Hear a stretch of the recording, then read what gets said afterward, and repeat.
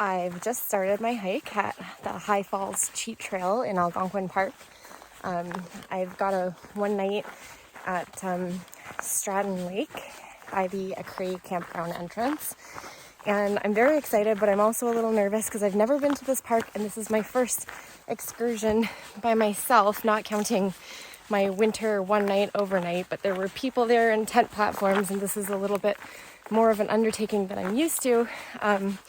But the trail is already really beautiful and it was already the best decision ever for me to come out. So I'm very excited to take a hike.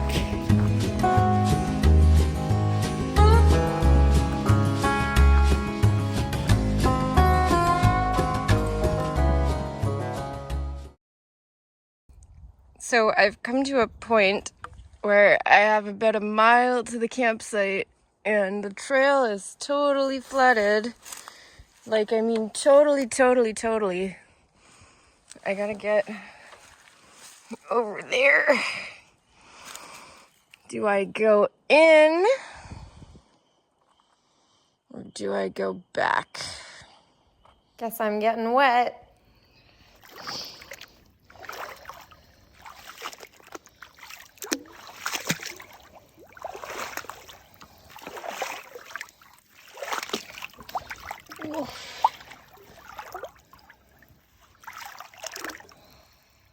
So it became pretty deep pretty quickly. Like, I was going to be in way past my waist and I just did not prepare for that kind of water crossing for this trek. I kind of packed heavy. I've got my painting stuff and some books. Like, I was just going to have a nice little camp. So I'm going to try to do a little bit of a bushwhack. Not far. I don't want to stray too far from the trail, but I've got the map and I'm kind of orienting around where the washout is. There's a higher ground up here. See if there's a good place to cross and I can get back to the trail. If not, be smart when in doubt and I'll head back. So I believe I found a better place to cross. The trail picks back up over there. So I'm gonna maybe cross this way. We'll just see how it goes.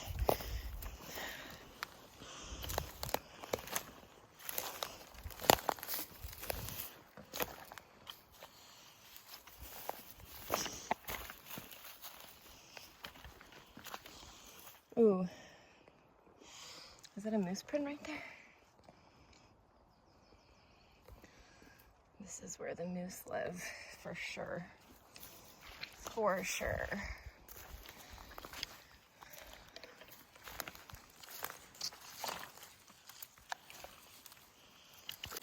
So I'm back on the main trail. It was not a very long bushwhack, but it was kind of intense and I'm not really thinking that it's the smartest idea to go back that way tomorrow. So I'm just kind of walking back so that I can see on my GPS tracker how significant of a water crossing it is, like, so I can compare the distances for hiking back out tomorrow. I've still got tons of time. It's daylight. I only have about a mile and a half to get to camp from here, so I'm not really concerned too much, but I do want to be smart in making a plan if I'm going to head back out this way or hike the longer hike back to the main camp office and then see about getting back to my car at the other ground that way.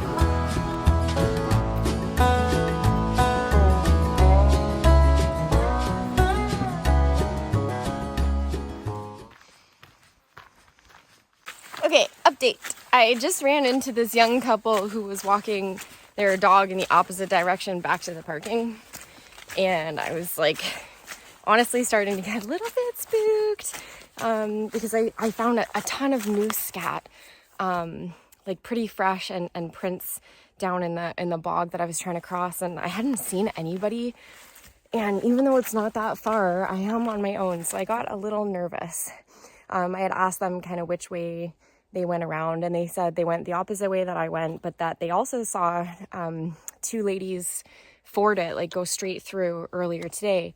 So kind of dealer's choice tomorrow. I've just reached the junction, so the falls and the natural water slide is here, and I want to go check that out. And then the Acrea parking and campsite is up that way.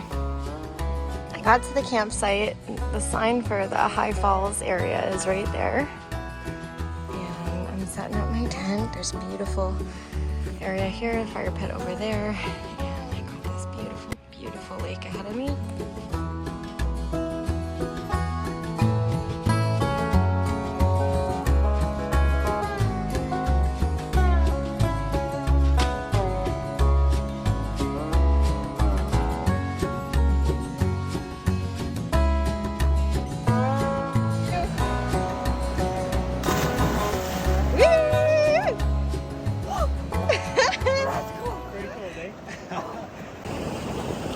I'm at the High Falls natural water slide, but the water slide is so rough.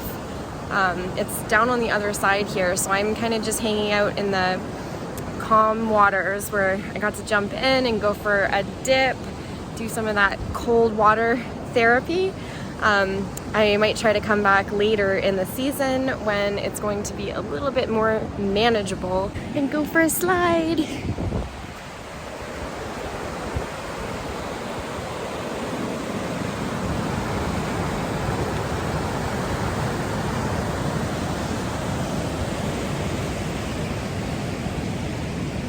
Got back to camp cozy and dry, and now doing some camp chores using my folding saw to cut up some deadfall that I collected on my way back from the waterfall.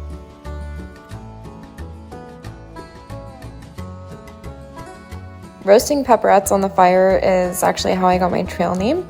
I was carrying Schneider's pepperettes the whole way, and I really like to put them inside a tortilla roll up on the fire with some shredded cheese.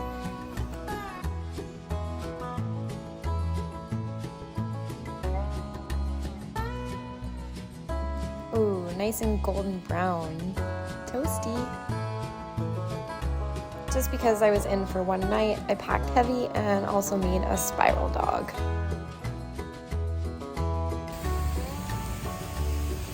Life is good. Yeah. Got the hammock set up. Chill and watch the sun go down. I like to filter water the night before so that I can have a lazy morning and make my coffee.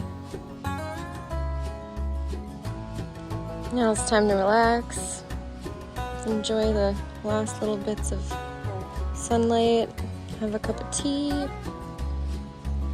some reading.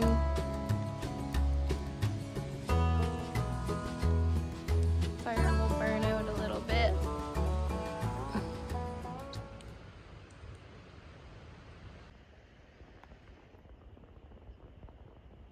Just as I was getting ready to get into bed, I had one shoe off and saw this beaver swimming across, so I ran down with one shoe and one sock and actually found a family of about 5 of them swimming around right next to me.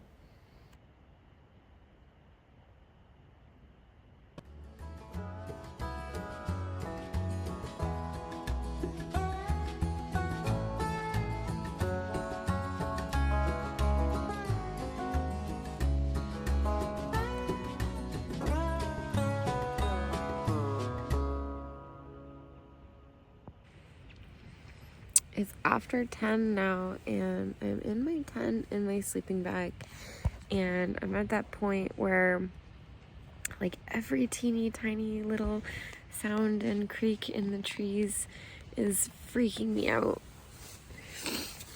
Yeah, it's making me like super nervous. And I do have earplugs because I normally sleep with earplugs even in the backcountry. But because I'm not usually alone, it's not usually a safety problem.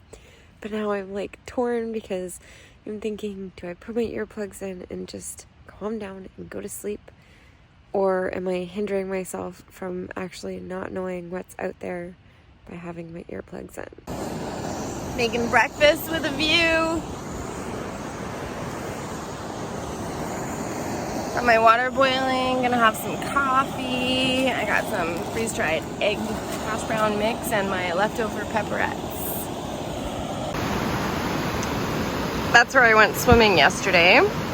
And the natural water slide is down on the other side over here, but like I said, with the thaw, the water is so high, it's very, very rough. It's not safe to go in, obviously, rapidy areas. So I'm at the top of the ridge here, and my campsite, well, now my stuff is splayed all over here. My campsite is actually just back behind there. It's beautiful. So when I got up, I decided I wanted to come and sit, have breakfast with a view and dry out some of my stuff. There was a lot of condensation in my tent last night, so my sleeping bag is a little damp. So we're just gonna dry out my stuff. I've got my my nice instant coffee.